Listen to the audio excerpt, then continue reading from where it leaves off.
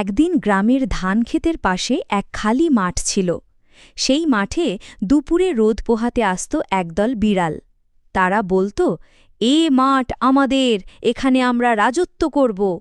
কিন্তু সন্ধ্যায় মাঠে আসত একদল কুকুর। তারাও গর্জে উঠত, না, এ মাঠ আমাদের, এখানে শুধু আমরাই খেলব। শুরু হলো তর্কাতর্কি। বিড়ালরা ল্যাজ উঁচু করে হিসহিস করতে লাগল। কুকুররা দাঁত বের করে ঘেউ ঘেউ করতে লাগল। হঠাৎই তর্ক থেকে মারামারি শুরু হলো। বিড়ালরা একসাথে লাফিয়ে কুকুরদের ওপর ঝাঁপিয়ে পড়ল। কুকুররা আবার তাদের ঘেউ ঘেউ করে তাড়া করল। মাঠ কাঁপতে লাগল, ধুলো উঠতে লাগল। কেউ লাফ দিল গাছের ডালে, কেউ পড়ল কাদায়। তখনই পাশের বুড়ো কৃষক দৌড়ে এলো হাতে লাঠি নিয়ে।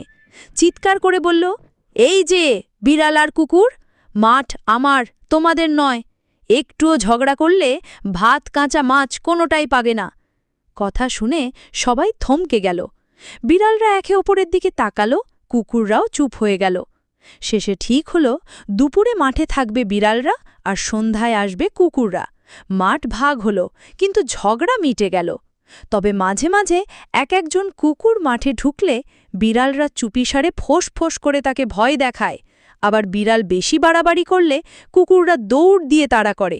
কিন্তু বড় যুদ্ধ আর হলো না, কারণ তারা বুঝে গেল শান্তি মানেই আসল জয়।